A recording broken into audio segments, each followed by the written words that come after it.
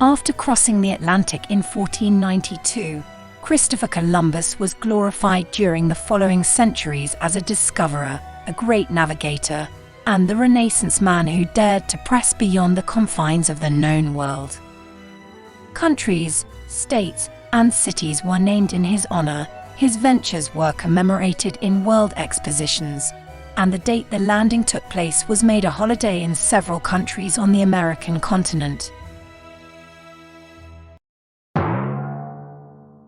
Until a few decades ago. At his quincentenary in 1992, the hero became a despicable villain. A war was fought either for or against him, polarizing society and changing school curricula. His Memorial Day was cancelled, and his statues were torn down from their pedestals. Let's go back to biographical facts, so that you can form your own opinion.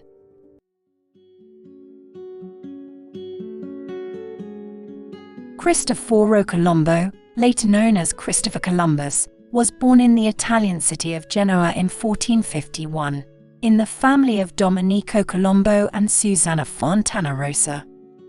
His father, a wool merchant, actively supported the pro-French Adorno party. When in 1470, his opponents, the pro-Aragonese Fragoso party, took control of the city government, Domenico had to flee with his entire family to the nearby city of Savona. There, he was accepted to the Wool Guild and allowed to conduct business, buying raw wool as far away as the western coast of Africa and selling it to local weavers.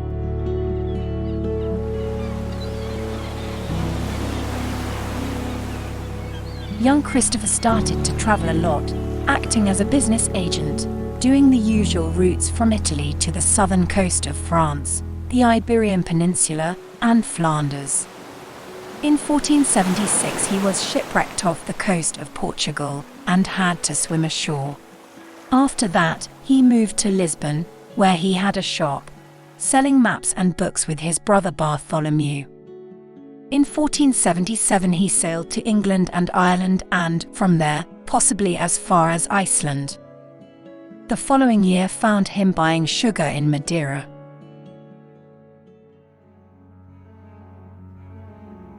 In 1479 he married Felipa Muniz Perestrello, a member of the Portuguese minor nobility, and the daughter of Bartolomeo Perestrello, who had been serving under Prince Henry the Navigator and had taken part in the discovery of the Madeira Islands.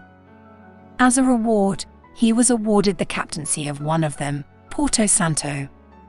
Tradition has it that Columbus received from his mother-in-law the charts and notes of her late husband, and this was how he started to plan his enterprise. But, even if Bartolomeo had been interested in navigation, the 40-year-old documents were probably not of much use. Instead, what may have benefited Columbus was the opportunity to go to Porto Santo, one more step toward the charm of the Atlantic. His first son, Diego, was probably born there in 1479.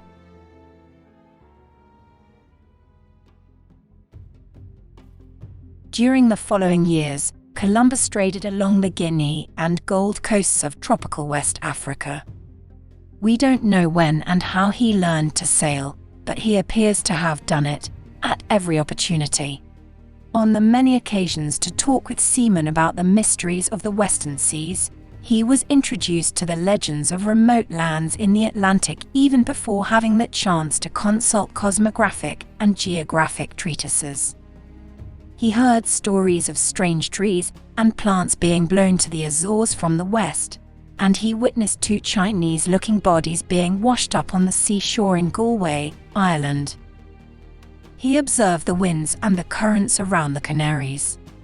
During the voyages along the coast of Africa, he experienced new climatic conditions and saw different lands and people.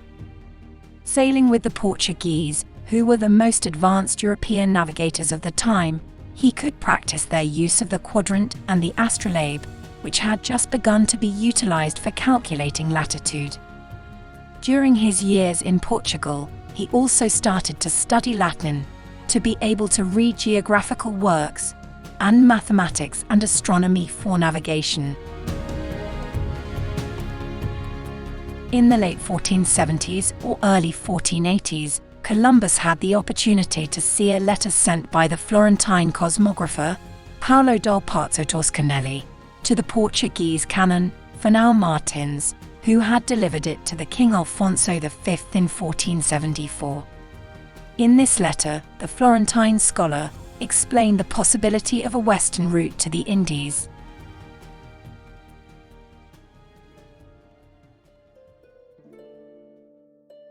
Whether it was from what he heard, what he read, or what he observed, Columbus started to entertain the idea of sailing across the Atlantic to get to the east. The essential question needed to be answered was the distance he had to sail between Europe's western coast and India's eastern coast. To deduce that, Columbus had to clarify two problems: the circumference of the Earth, or, otherwise put, the length of a degree, and the width of Asia. He made one fortunate mistake for each of these problems. First, he adopted the length of a degree of the Arab geographer Al-Farghani, which he apparently confirmed by his own measurements during his voyages to the African coast, of 56 2/3 miles. But he ignored that Al-Farghani referred to the Arab millet, while he used the Roman one, which was much shorter. Thus, he was convinced that the circumference of the Earth was smaller than the geographers of antiquity estimated. The second mistake was that he rejected Ptolemy's calculations regarding the extent of the known land, from east to west, favoring those of Marinus of Tyre, which were more consistent with the cartographic representations of Toscanelli. He concluded that he had to sail west only 2,400 nautical miles to reach the coast of Cathay, present China, when the actual distance from the Canaries to Japan was 10,600 nautical miles.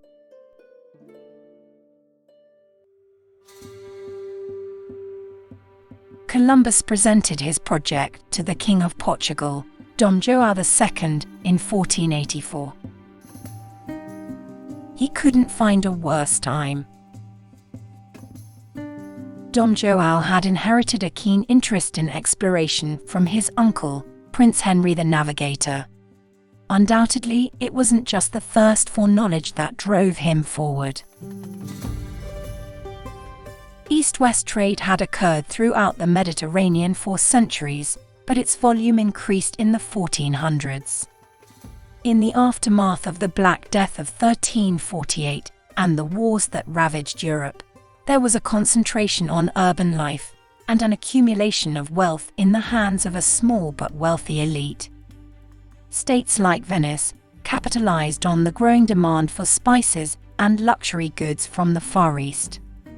Still, after the fall of Constantinople in 1453, the passage across the land was controlled by the Ottoman Empire, who, rather than shutting down the commercial exchanges, heavily taxed them.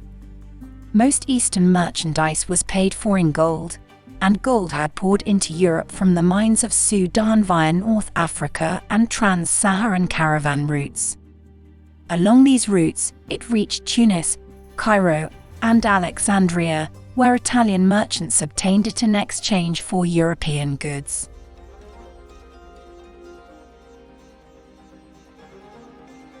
From the beginning of the 15th century, the Portuguese crown realized that seaborne travel along the coast of Africa could bypass the taxes imposed through the Ottoman territories. By the 1480s, their attempts were so successful that they had rounded Sierra Leone and established trading posts along the Guinea coast. Columbus approached the Portuguese king with his project right after Diogo Cao had returned to Lisbon, having reported sailing along the western coast of Africa up to 13 degrees south of the equator, where he had been able to ascertain that the coast turned towards the east. This probably led to the Portuguese believing he had reached the continent's southern tip. King João had no reason to turn in the opposite direction when the goal of finding an eastern route to the Indies seemed so close. Moreover, the king summoned a council of cosmographers who dismissed Columbus's calculations as erroneous, and his proposal was briefly rejected. Meanwhile, the family of Columbus's wife, Felipa, was involved, and therefore vulnerable in the highest political circles, being allied with the most important faction at the Portuguese royal court. This faction was led by the king's brothers-in-law, the powerful Dukes of Braganza and Viseu. In 1483, the Duke of Braganza attempted to assassinate King João and take over his throne. Still, the plot failed, and the Duke was quickly executed. In 1484, the Duke of Viseu tried again to assassinate the king, which led to him being stabbed himself, possibly by the king's own hand. The conspirators sought Castilian support, and although the Spanish monarchs had not openly encouraged the assassination attempts, they did give refuge to many Portuguese exiles who fled to Castile in the aftermath of the failed conspiracies. Among these exiles were Felipe's sisters and their families. Therefore, Columbus's move to Castile in 1485 might have resulted from the king's refusal to pursue his project and a dangerous political situation. Sadly, his wife Felipa died the same year. As we might expect from a Genoese accustomed to the bustling atmosphere of Lisbon, he probably headed for Seville shortly after arriving in Andalusia. As the major port on the Guadalquivir River, Seville was thriving in the context of the intensification of trade between northern and southern Europe. Across the river, Triana was home to many of the crew and officers for Mediterranean and Atlantic expeditions. Also, many Genoese merchants and bankers, and a smaller number of Florentines, resided in Seville. Columbus followed the Castilian court from place to place for a few months, hoping to gain a royal audience for presenting his project. At the time, Isabel of Castile and Ferdinand of Aragon, the monarchs of Spain, were struggling with the final phase of the Reconquista, the reconquering of the southern part of Andalusia from the Muslims, who had been ruling over it for the previous 7 centuries. They granted Columbus an audience in 1486 and held out a slight possibility of supporting him later, after the war with Granada ended. Nevertheless, Queen Isabel could hardly have avoided becoming involved in the exploration of the Atlantic. Merchants and mariners of Castile in the 15th century were sailing and trading extensively in the Atlantic, from the British Isles and Flanders, down to the Canaries and the African coast. Isabel's Portuguese connections were very significant, with her mother and grandmother being Portuguese.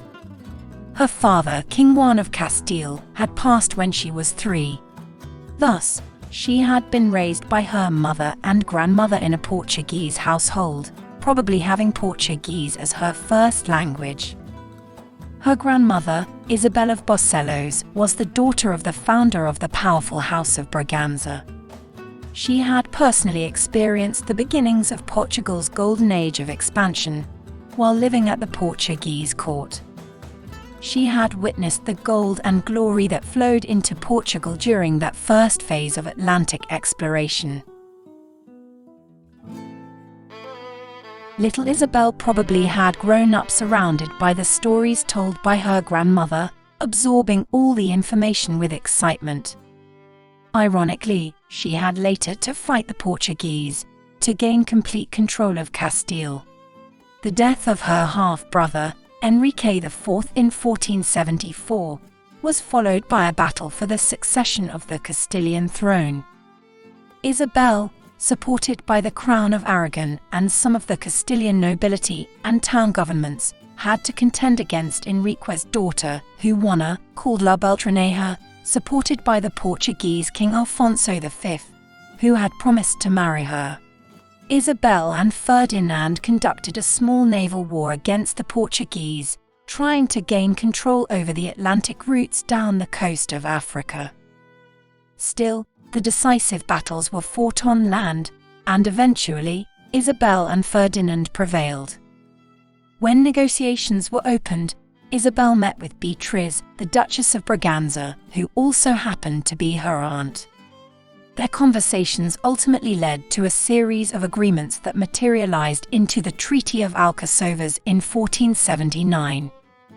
Alfonso V and Juana Beltrán renounced all claims to the Castilian throne and their marriage prospects. Instead, Ferdinand and Isabel's eldest daughter was to marry Alfonso's grandson. Also, the treaty contained a settlement of the two countries' African and Atlantic rivalries. Accordingly, Castile recognized Portugal's monopoly over maritime traffic south of the Canaries, along the western coast of Africa. The possession of the Canaries was granted to Castile. In contrast, the possession of the Azores and Madeira was allotted to the Portuguese.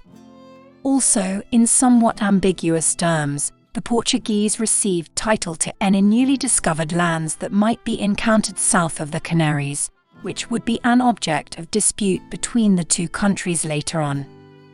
In the early years of her reign, Isabel fought to regain control over the major ports of Castile, including Seville, where royal taxes had been usurped by powerful nobility like the Duke of Medina Sidonia, the Duke of Medinaceli, or the Marquis of Cadiz.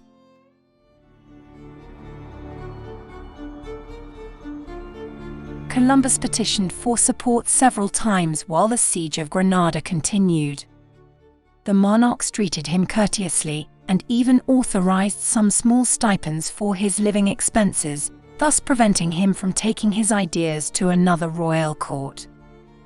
His ambiguous situation, neither rejected nor fully supported, made Columbus's frustration grow over the following years. Sometime in the late 1480s, despairing of ever gaining royal attention, he approached the Duke of Medinaceli. The Duke agreed to invest in his plan, but given the monarch's concern to keep ocean voyages under royal control, he had to make sure their majesties were not interested in sponsoring Columbus themselves. Thus, Medinaceli had to write to the Queen and King for a royal license.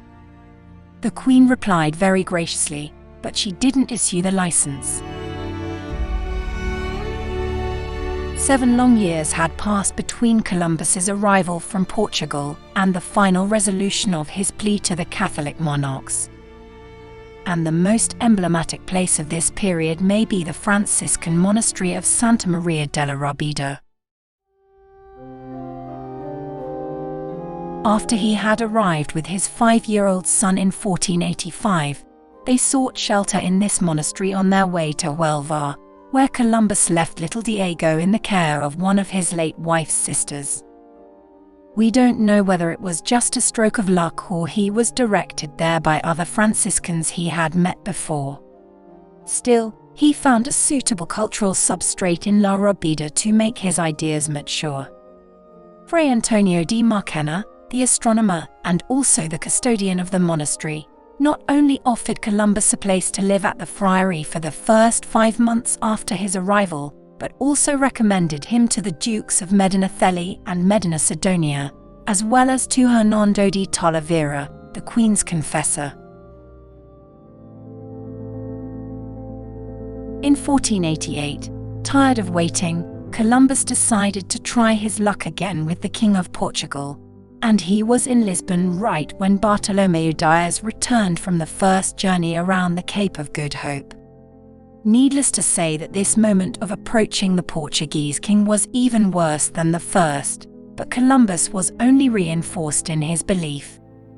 If Dias had sailed 3,100 leagues only to reach the tip of Africa, he was confident he could reach Asia by sailing west just a little more than half of that distance.